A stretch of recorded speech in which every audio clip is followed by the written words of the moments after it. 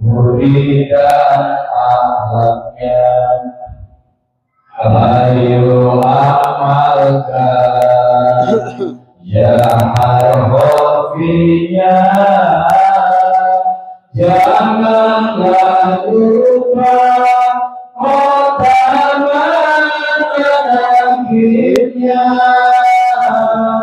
walaupun rendah tingkat dunianya, pasti mulia tingkat akhiratnya, pasti mulia tingkat akhiratnya. Ayo amalkan banyak zikirnya, juga sambungkan Rabbitanya, amal yang sunnah juga riadanya, jarak walinya jangan dilupa, jarak walinya jangan dilupa.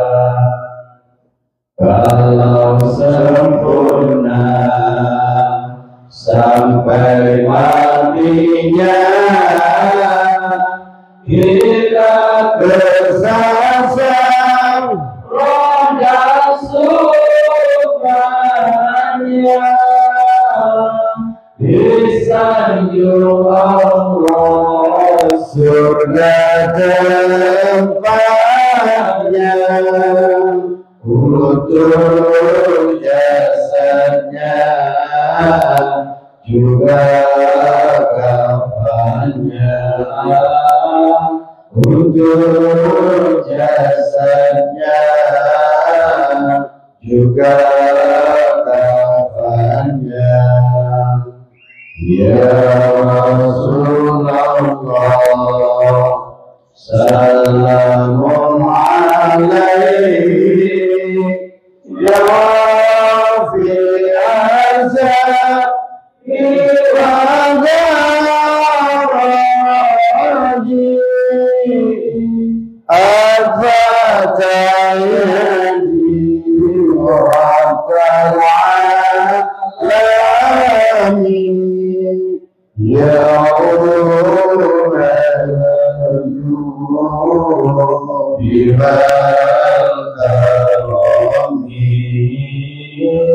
ya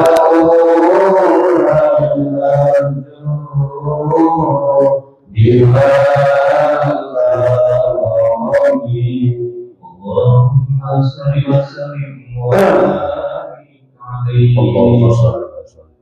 Kita bernapas Rasulullah Subhanahu wa ta'ala. Untuk selanjutnya, marilah kita bersama-sama menyimak tausiah yang disampaikan oleh Masa Guru kita.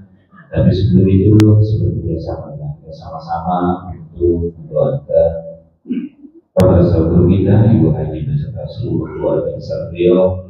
Semoga Allah Subhanahu wa ta'ala menjaga dunia dan sehat walafiat. Anak keturunan beliau semoga menjadi keturunan yang soleh dan soleha. Segala niat dan hajat baik beliau dikabul oleh Allah Subhanahu wa ta'ala. Allah berkahkan umurnya, Allah berkahkan rezekinya, Allah berkahkan keluarganya. Wabil khusus semoga Allah Subhanahu wa ta'ala memberkahkan dalam kehidupan beliau, sehingga kita sekalian mengharapkan rupiah dalam pada kehidupan beliau, senantiasa mengalir kepada kita sekalian selaku murid-murid. Amin ya Allah. Al-Fatihah. أعوذ بالله من الشيطان الرجيم. بسم الله الرحمن الرحيم. الحمد لله رب العالمين الرحمن الرحيم مالك يوم الدين إياك نعبد وإياك نستعين اهدنا الصراط المستقيم صراط الذين أنعمت عليهم غير المغضوب عليهم ولا الضالين. Assalamualaikum ya malaikat jaman. Assalamualaikum ya Rasulullah. Assalamualaikum ya Nabi. Assalamualaikum ya Sayyidina.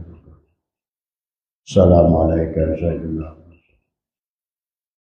Assalamualaikum warahmatullahi wabarakatuh.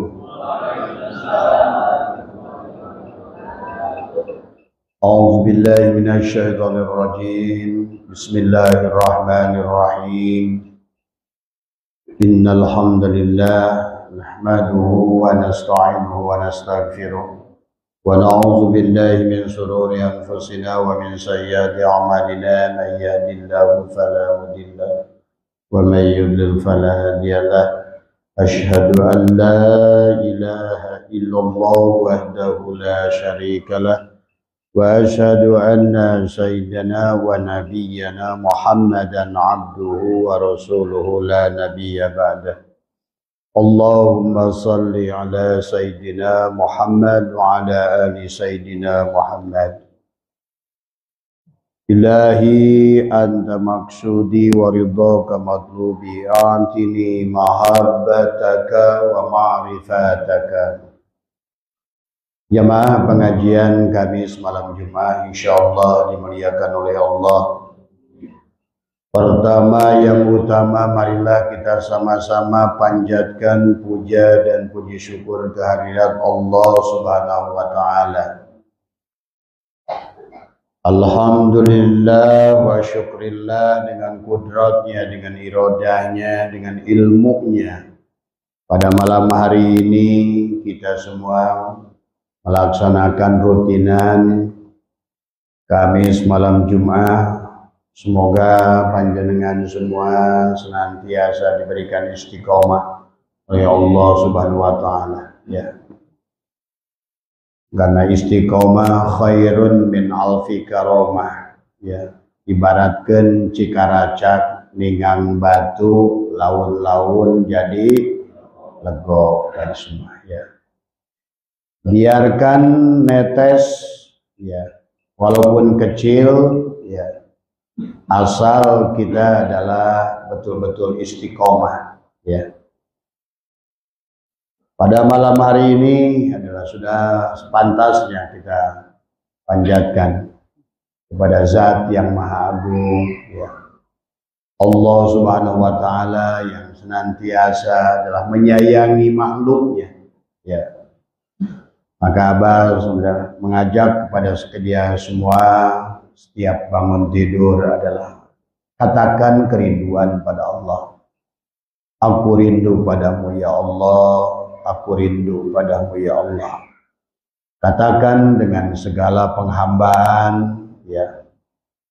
Katakan dengan lisan pada dada kita, bukan dengan lisan dohir kita. Tekuk lidah ke atas, rapatkan giginya, bicaralah pada multajam, ya. Karena dalam dada kita Allah telah membuat istana, ya. Bahkan inilah sesungguhnya rumah Allah yang sejati, ya. Bahwa Allah berfirman dalam surat An-Nur, Bismillahirrahmanirrahim, Allahu nurus samawati wal ardh. Masalu nurihi kamiskat. Perumpamaan cahaya Allah itu adalah al-mishkat, adalah merupakan kolbu, merupakan rumah Allah yang sesungguhnya. Qalbul mu'min baitullah. Berarti di Baitullah itu ada rumah Allah, adalah di kolbu kita. Sebagaimana di Ka'bah yang di Mekah ada multazam, ya. Maka setiap bangun dari tidur, maka berkatalah kepadanya. Yang pertama, Jangan meminta apapun. Yang pertama adalah sampaikan aku rindu. Ya. Yang mana? Streamingnya yang YouTube. Pakai YouTube-nya mati aja. Dan YouTube-nya mati. Ini kan otomatis ya. Ini kan masih jalan live-nya. Ya tapi ini kan faktanya jalan. Aku serius. Nggak masih ada 500 yang nonton. Coba. Oh iya benar. Gimana Gus sudah balikin dulu ke ya, Pak? Itu jalan. Ini masih lagi sekedar saja. Iya. Balikin dulu. Iya. Ya.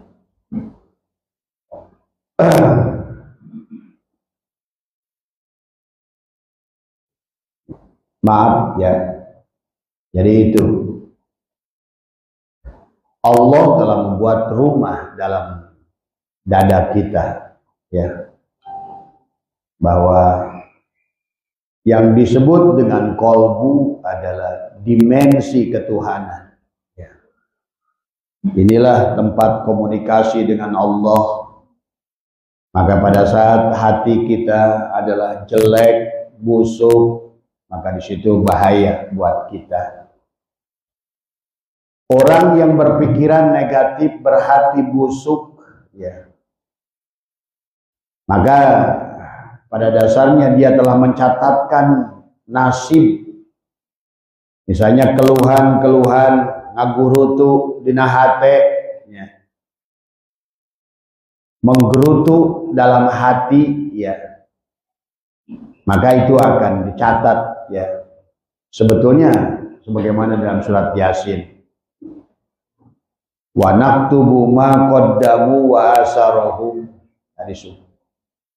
Segala apa yang kita sangkakan yang negatif dicatat, yang positif dicatat.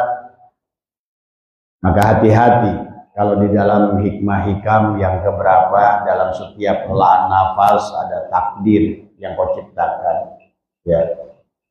Syatoilah berkata setiap helaan nafas kamu itu adalah, ya, ada takdir yang Allah tetapkan pada dirimu. Makanya hati-hati. Itulah perlunya kita berzikir, ya. Karena pada dasarnya jiwa kita ini selalu adalah antara dua potensi. Ada dua potensi tadi. Wa nafsi wa masawaha fa alhamaha fujuraha wa taqwaha. Maka qad aflaha man zakkaha. Sudah pasti untungnya orang yang membersihkan hatinya dengan zikrullah, ya. Maka terus dawamkan zikir jaharnya. Ya, maka dibagilah oleh Syaikhullah ada zikir ma'agoflatin yang harus masuk ke dalam kepada zikir ma'ayakdotin, masuk lagi ke dalam kepada zikir ma'khudurin, masuk lagi kepada zikir ma'ghaibatin, sampailah zikir adalah ma'musyahadah dari semua, ya. Maka sesungguhnya nasib kita, maka dikatakan segala apa yang ada dalam hati kita, segala apa yang di dalam jantung kita, kalau dia baik, maka itulah baginda Nabi pun pernah menyampaikan dalam tubuh manusia ada segumpal daging, kalau dia baik maka akan bernasib membawa kepada nasib yang baik. Tadi, kalau dia buruk, maka seluruh anggota tubuh ini, termasuk penglihatan, pendengaran, kalam, tadi perbuatan tangan, perbuatan kaki, akan dibawanya kepada keburukan. Itulah yang baginda Nabi sampaikan, bahwa dalam dada manusia, maka itulah beliau juga bersabda, dalam sodrunmu ada kolbun, dalam kolbunmu ada fuadun, dalam fuadmu ada syaghaf, dalam syaghafmu ada lub, dalam lubmu ada syir, dalam syirmu kata Allah adalah la ilaha illallah. Maka dalam la ilaha illallah cek Allah bin hadis qudsi aing la ilaha illallah. Makanya pada saat kita berzikir ya, bergeraklah zikirnya, tapi mulailah nafikan. Karena yang sebenar-benarnya diri kita bukan jasad. Maka jangan pada saat kita berzikir mengucapkan la ilaha illallah ditambahkan, diganggu dengan keinginan-keinginan jasad. Segala apa yang kau inginkan adalah semuanya syahwat ya. Maka biarkan pada saat kita berzikir adalah murnikan, nafikan keinginan-keinginan jasad kita. Karena percuma ya. Maka akan sebaliknya berdampak buruk ya. Maka orang yang berzikir dengan jasadnya 1 jam itulah dia lupa pada Allah. Orang yang berzikir la ilaha illallah 2 jam, kalau dia zikir dengan jasadnya 2 jam itulah dia berbuat maksiat pada Allah. Pahami ya. Maka mari kita kosongkan supaya untuk memurnikan, bahkan pindahkan, karena diri kita yang sebenarnya adalah bukan jasad. Diri kita yang sebenarnya adalah 7 sifat ma'ani yang ada pada diri kita.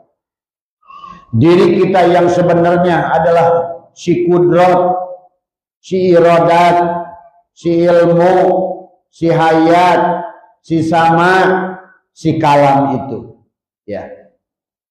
Itulah merupakan 7 sifat ma'ani yang ada pada diri kita. Jadi yang sebenar-benarnya diri kita itulah ada pada kudratnya, ada pada iradatnya, ada pada hayatnya, ada pada ilmunya, ada pada samanya, ada pada kalamnya, dan ada pada basarnya. Itulah sebenar-benarnya diri kita adalah itu. Maka berarti yang berzikir itu adalah bukan tubuhmu. Maka jangan rusak. Adalah dengan ingatan-ingatan hutang.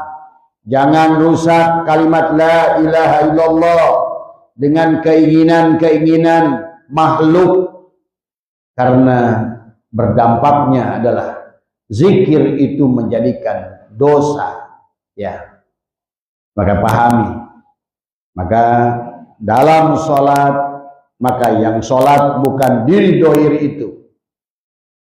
Diri dohir itu adalah hanya wayang. Adapun dalangnya adalah tadi.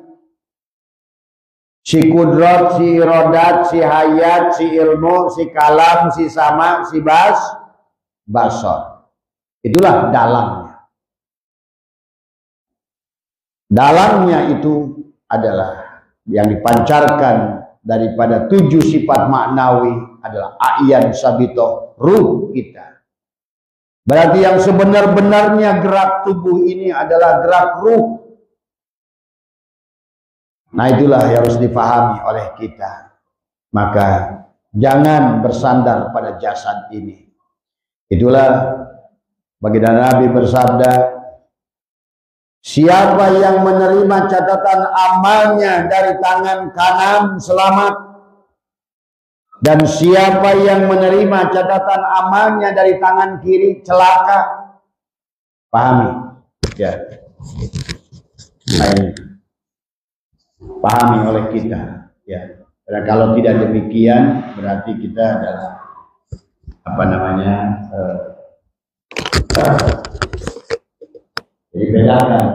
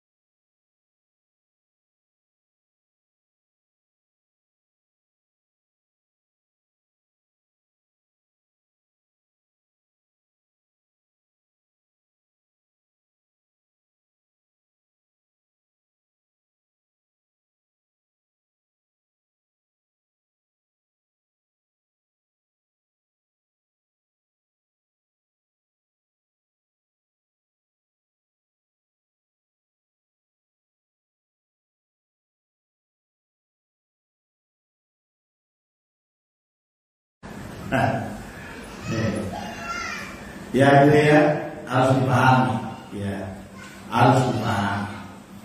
Berhentilah dari semua.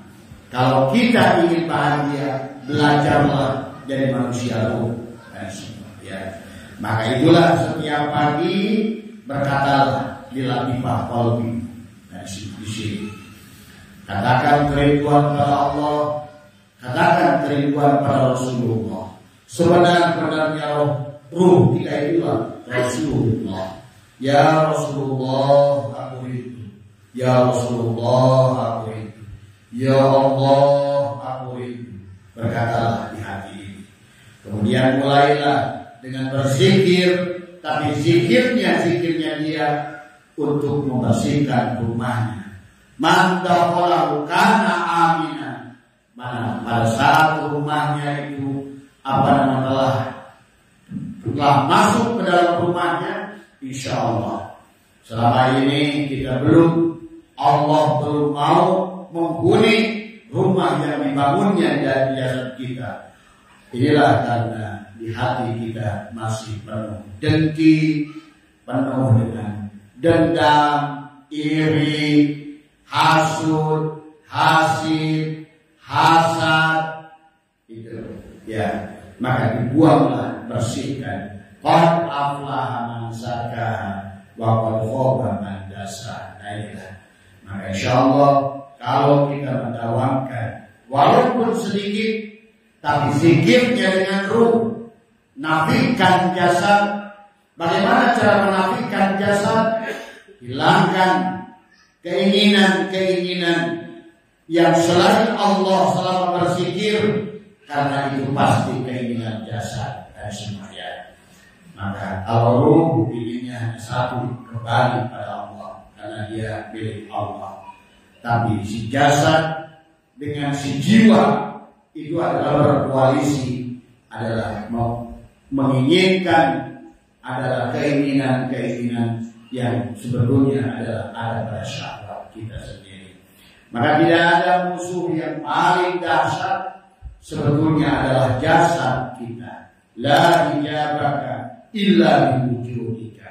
Jadi tidak ada penghalang iblis sekalipun kecuali wujud kita itulah yang menghalangi kita kepada Allah. Maka banyak dalam hikam yang harus dipahami adalah, maka syaitanlah ingatkan kepada kita al-aqwal mudhahiru hadir rabbul wa batinu hadir rabbul. Alam ini lahirnya tipuan, maka tubuh kita juga tipuan sebetulnya. Maka itulah Allah ingatkan belasan ayat, wa mal hayatud dunya illa la'ibun wa lahwun. Sesungguhnya kehidupan dunia ini hanya la'ibah, permainan dan lahap. Ingat, tubuh ini kadang ngajak, jiwa ngajak ibadah, ngajak zikir, ngajak sholat malam, ngajak sholat duha, tapi ujung-ujungnya lahap dibelokkan oleh dia, tujuannya bukan Allah. Nah, kalau tujuannya bukan Allah, berarti tertipu dia. Padahal tidak ada yang bisa menolong kita kecuali Allah. Itulah ya. Maka cirinya orang-orang ibadah yang masih tertipu, selalu mencari surga, takut neraka, pahala, rizki dunia, itulah kesalahan. Padahal kalau mau semua itu, cukuplah Allah dijadikan tujuan. Ya, kenapa? Tidak ada yang lebih wujud daripada Allah. Tidak ada yang lebih indah daripada Allah. Tidak ada yang lebih besar daripada Allah. Maka akhirat itu milik Allah, surga itu milik Allah, pahala itu milik Allah. Maka seharusnya kita adalah jadikan Allah satu-satunya tujuan. Ilahi antara maksudi, jangan hanya ucapan. Ilahi anta maksudi, ya Tuhanku, Engkaulah yang maksud. Ya. Nah inilah, coba buktikan tadi semua. Karena sekali lagi kata apa? Kalau seandainya tidak digonjang ganjing dengan tipuan dunia ini tidak akan lelah. Al-aqwal mutawafir al-birratun wa batilu al-ibratun. Nah itu dohirnya alam dunia ini tipuan. Jasad kita juga tipuan. Tapi kata Allah, wa mal hayatud dunya illa la'ibun wa lahun, wa mal hayatud dunya illa mata'ul ghurur. Maka manusia adalah selalu tertipu dan tertipu. Maka lihat kata Tuhan Syaikhul Qadir dalam kitab Al-Fathul Rabbani wal Fathur Rahman, ada orang punya dunia dan dia punya akhirat. Ada orang punya dunia dan akhirat. Ada orang punya dunia tapi dia tidak tertipu dengan dunia. Bagus kan? Dia punya dunia dan dia tidak tertipu dengan dunia. Ada orang yang punya dunia tapi dia tertipu dengan dunia. Nah, ini masih mendingan. Boga ya, tapi tertipu. Tapi yang paling banyak nanti ada yang tidak punya dunia tapi tidak tertipu dengan dunia. Yang paling banyak kata Tuhan Syaikhul Qadir di akhir zaman lebih, karena kan walaqad darabna li jahannama katsiran. Kalau katsiran itu kalau dalam kaidah Arab 90% lah, ya. Loba jelma, banyak manusia tidak punya dunia, dia tertipu dengan ini banyak. Udah nggak punya dunia, dia tertipu dengan dunia tadi semua, kan rugi. Ya, dia tidak punya dunia, dia tertipu dengan dunia, rugi. Makanya jangan salah tujuan. Ya, jangan salah tujuan. Kalau ingin dunia, yang dikejar bukan dunia, tapi pemilik dunia. Kalau ingin surga, bukan pemilik surga, bukan surga, tapi pemilik surga. Kalau ingin bebas dari neraka, jangan takut neraka, takutlah sama yang punya neraka. Kau sudah bersama dia, maka kau akan dapatkan semuanya. Percaya apa? Ya. Cuma saya manusia sekarang lebih percaya ke Jepang, Korea, daripada ke Allah. Ya. Nah inilah yang harus dipahami. Jadi diri kita yang sebenarnya adalah bukan jasad. Diri kita yang sebenarnya adalah ruh. Maka orang yang beribadah dengan ruh, insya Allah selamat. Karena ruh bersama Allah. Dan ruh tidak akan mati. Maka baginda Nabi berkata, al-mu'minuna la yamutuna bal yanqiluna min daril fana ila daril baqar. Ya. Ayo kita murnikan ibadah kita, luruskan ibadah kita. Insya Allah kalau seandainya kita sudah bersama Zat yang Maha Tunggal, innama ilahukum ilahu wahid, insya Allah kita akan beres urusan kita. Dunianya beres, akhiratnya beres, ibadahnya beres. Kan kata Allah, hei manusia, siapa yang berjalan kepadaku dengan ibadah, maka aku akan hisab ibadah itu. Hei manusia, siapa yang berjalan kepadaku dengan ilmu, aku akan uji hujah ilmu itu. Hei manusia, siapa yang berjalan kepadaku dengan ilmu ma'rifatmu, aku akan uji hujah ilmu ma'rifatmu. Hei manusia, siapa yang berjalan kepadaku dengan aku, akulah yang bertanggung jawab. Coba. Itu kan hadis kursi kata Allah. Maka jangan, kenapa Syekh Lailah berkata min alamatil i'timadi 'alal amal nuqsanu raja inda wujudi salat. Cirinya, tandanya orang yang bersandar pada amalnya, dia merasa soleh, merasa mulia, merasa tinggi. Inilah orang yang tertipu. Ya, jangan bersandar pada amal, bersandar pada Allah. Nah, bagaimana cara bersandar pada Allah? Maka dari sekarang, ayo pindahkan ibadahnya dari ibadah jasad kepada ibadah ruh. Sholatnya dari sholat jasad kepada sholat ruh. Karena selama sholat jasad, jangankan bapak-bapak, Nabi Adam tergelincir gara-gara ibadah jasad. Jangankan bapak-bapak, Balaam bin Bauran, Batu Sisok, hancur kalau masih menggunakan sholat jasad tadi semua. Ya. Nah, inilah yang harus dipahami. Allah, sebagaimana saya katakan, tidak meminta yang banyak-banyak selama kita menyadari kehadiran Allah. Maka tadi persoalan manusia, sebagaimana dikatakan Syekh adalah karena manusia adalah beribadah dengan nafsunya, dengan jasadnya.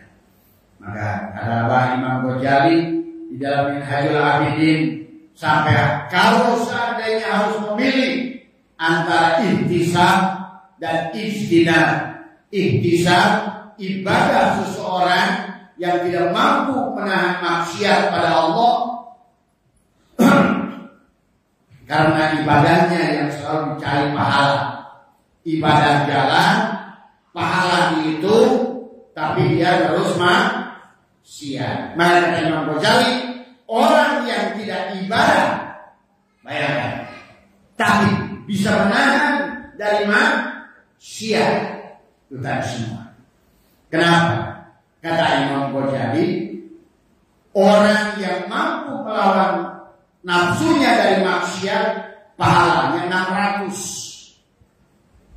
Orang yang mampu melaksanakan ibadah adalah, tapi tujuannya pahala, ibadahnya 300.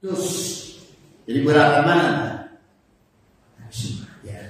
Sempurnanya tentu adalah ibadah syariat dan hakikat adalah disatukan. Cuma kata Imam Ghazali, kalau seandainya mending orang yang mampu imsak dari maksiat lebih utama daripada orang yang taat tapi tidak mampu dia malahan perbuatan maksiat. Kenapa? Dijelaskan oleh salah seorang ulama, Jalaluddin, menyampaikan kenapa orang ijtinab itu lebih bagus dari ihtisab? Karena orang yang mampu melawan hawa nafsu itu, maksiat itu, orang yang tidak ridho kepada hawa nafsunya dia. Makanya dia mampu menahan. Tapi orang yang ihtisab, yang ibadahnya karena pahala, karena ini, karena surga, dia bisa jadi ibadahnya itu didorong oleh hawa nafsunya dari semuanya. Sementara menahan dari perbuatan maksiat itu bukan keinginan hawa nafsu, malah justru dia melawan hawa nafsu. Paham dari semua ya. Jadi maka marilah kita, kalau kita harusnya taat dilaksanakan, maksiat ditahan. Tapi yang melaksanakannya jangan oleh jasad dan semua. Itulah contoh Barsisok gagal karena dia ibadah jasad dan semua. Ya. Contoh lagi Nabi Adam adalah gagal dan semua. Dan memang iblis sudah berkata, qala rabbi bima aghwaytani la uzayyinanna lahum fil ardi wa la ughwiyannahum ajma'in illa ibadaka minhum al-mukhlasin, kecuali orang-orang yang sudah mati sejeroni urip supaya bisa urip sejeroni mati insyaallah. Dan kenapa orang yang illa ibadaka minhum al-mukhlasin, bukan mukhlisin, mukhlas. Orang yang sudah pindah dari isim fa'il ke isim maf'ul, yang sudah mubadil, bahwa dia sudah orang yang melaksanakan ketaatan, tapi dia tidak merasakan, bahkan dia sudah lupa bahwa dialah sebagai pelaku ketaatan. Justru dia sudah menyaksikan Allah dalam ketaatannya. Itulah maka sehebat-hebatnya ibadah biasa, maka iblis lebih hebat lagi dari situ. Maka sebagaimana kata Allah tadi, siapa yang datang kepadaku dengan aku, maka tidak ada yang bisa menghancurkan ibadahnya, karena iblis saja kekuatannya aku berikan. Tapi kalau orang bersandar pada ibadah dan amal dan surga, bukan bersandar pada Allah, maka mudah iblis menghancurkan. Paham enggak? Ya.